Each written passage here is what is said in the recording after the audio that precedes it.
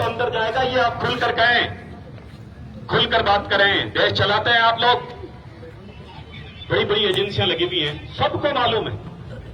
لیکن میں آپ کو عرض کر دیتا ہوں، جو لوگ حکومت چلاتے ہیں ان کی بارگاہ میں ادب کے دائرے میں عرض کرتا ہوں کہ یا تو ایک قانون ایسا بنائیں جو کہ نہیں بننا چاہیے، سمجھنا میری بات کو، یا تو قانون لائیں کہ ہر آدمی کے دھرم کے بارے میں بول سکتا ہے تو کوئی بات نہیں، حالانکہ یہ ہونا نہیں چاہیے. لیکن جو آپ لوگوں کا رویہ ہے نا، اس حساب سے کہہ رہا ہوں میں، یا تو ایک قانون بناؤ کہ ہندو مسلمان کے خلاف بول سکتا ہے، مسلمان ہندو کے خلاف بول، جب تو کوئی دقت نہیں ہے. اور ہونا ایسا قانون ہونا نہیں چاہیے، میں طنز اور تانے کے طور پر ہی بات کہہ رہا ہوں. اور نہیں تو پھر آپ ایک قانون لائیے، اگر مسلمان کسی ہندو دیوی دیوتاؤں کی برائی کرے اس کو اندر کرو، اور اگر ہندو بھی مسلمانوں کے نبی کے بارے میں کہے تو بابو اس کو کم سے کم مٹھائی تو مت کھلاؤ نا یار. میں ہندو مسلم نہیں کرتا ہوں، مجھے یہاں کے ہندو مسلمان سب جانتے ہیں، نہ ہم کرتے ہیں نہ کریں گے. ہم ہیں مذہب انسانیت کے ماننے والے، ہمارے محمد صلی اللہ علیہ وسلم نے ہمیں انسانیت سکھائی ہے. سبحان اللہ. اگر یہاں میڈیا کے کوئی لوگ کھڑے ہوں تو میں ان کے ذریعے ایک پیغام پہنچانا چاہوں گا کہ میڈیا والے پپو آپ ہیں ببلو ابھی، آپ کو ہمارے دین کے بارے میں کیا پتا؟ جو مسلمان گھر ہیں یہی دین کے بارے میں نہیں جانتے ہیں، تو میڈیا والوں کو کیا پتا ہمارے دین میں کیا اور کیا نہیں ہے؟ یار دیش میں رہتے ہو، دیش کی غریبی کی بات کرو نا.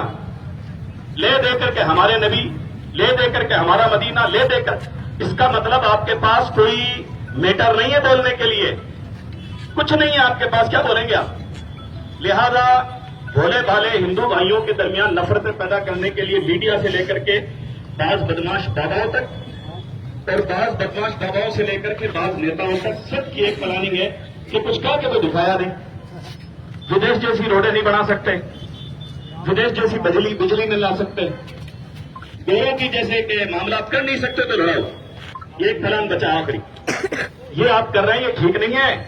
آپ دیش چلاتے ہیں.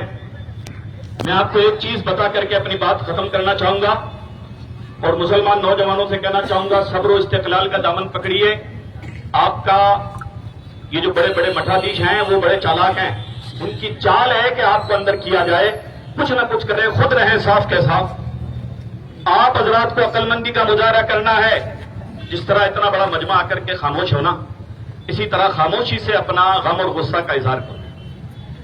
میں ہماری اہم کتاب، اسلام کی دوسرے نمبر کی بہت بڑی کتاب ہے بخاری شریف، اس کی ایک حدیث پیش کرنا چاہتا ہوں. پہلے تو ہمارے یہاں قرآن پاک ہے، اس کے بعد بخاری شریف. اس بخاری شریف کے اندر ایک حدیث ہے، توجہ سے سننا آپ لوگ بھی اور ہمارے تمام بھائی لوگ بھی. وہ بخاری شریف کی حدیث پیش کروں میں. وہ بخاری شریف کی حدیث یہ ہے، توجہ میری طرف تو، کہ ہمارے نبی صلی اللہ علیہ وسلم کا جو سسٹم ہے نا، اگر وہ آ جاتا ہے تو ایک بہت بڑا مسئلہ یہ ہوتا ہے کہ غریبی دور ہو جاتی ہے. لیکن یہ کرنی نہیں ہے نا، یہ کریں گے تو پھر میرے پاس کون آئے گا؟ درود شریف پڑھ لیں گے.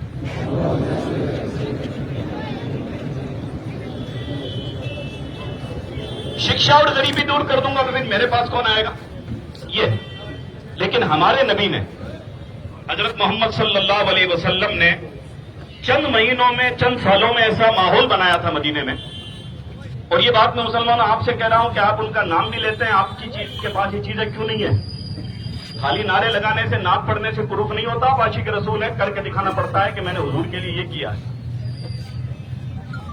ایک طرف تو مسئلہ یہ تھا کہ جب میرے آقا کو پریشان کیا گیا اور وہ مدینہ شریف آ کر کے رہے تو 3 مہینے ان کے یہاں چولہا نہیں جلتا تھا. یہ ہمارا اتہاس رہا.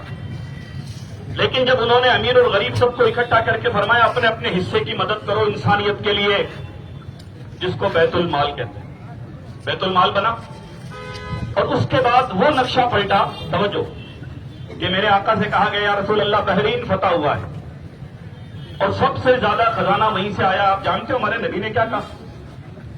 ہمارے نبی نے فرمایا ہمارا بیت المال، یعنی ہمارا جو فنڈ ہے، ہمارا جو چیریٹی کا جو سینٹر ہے، وہ فل بھرا ہوا ہے. اس سارے مال کو روڈ پہ ڈلوا دو باہر چوک میں.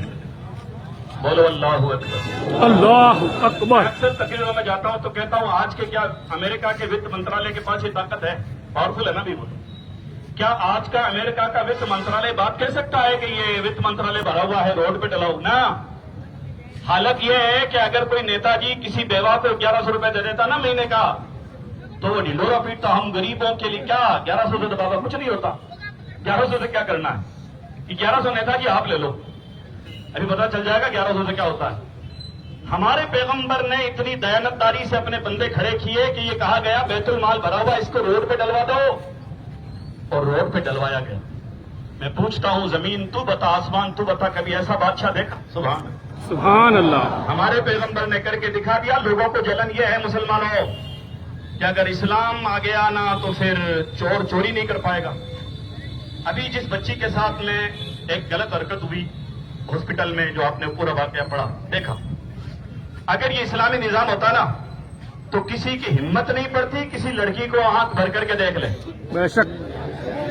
ये बात सच है, ये कह दोगे तो तोहिन होगी। तोहिन क्या हुई? हमने एक सच बयान किया है, किसी की तोहिन नहीं की। तोहिन जब होती जब मैं आपका नाम लेकर पुचकाऊं, जैसे नासिक के बंदर ने किया, वो तो मैंने नहीं, काम करते ही नहीं। हमारे पैगंबर ने हमें अदब सिखाया है, हम बड़े अदब वाले आदमी हैं बाबा, किसी की तोहिन नहीं करते। लेकिन आपके पास कुछ है ही नहीं बयान करने के लिए, तो आपको तो बुराई ये करनी है ही नहीं कुछ। हमारा कुरान जिस दिन पढ़ना, मैं आज के इस जलसे में अपने हिंदू भाइयों से भी एक रिक्वेस्ट करूंगा, किसी दिन टाइम निकालकर हमारी मस्जिद आइए और हमारा कुरान का ट्रांसलेशन पढ़िए। आप हैरत में चले जाएंगे कि 1400 साल पहले जब डॉक्यूमेंट्स का इतना मसला नहीं होता था, हमारे कुरान में डॉक्यूमेंट्स के बारे में कुरान करीम की आयत है, बेशक। इज़ा तदायनतुम बिदैनिन इला अजलिन मुसम्मन फक्तुबूह, जब भी लेन देन करो तो लिखा पढ़ी किया करो। सुभान अल्लाह। फल यक्तुब बैनकुम बिल अदल, लिखा पढ़ी करना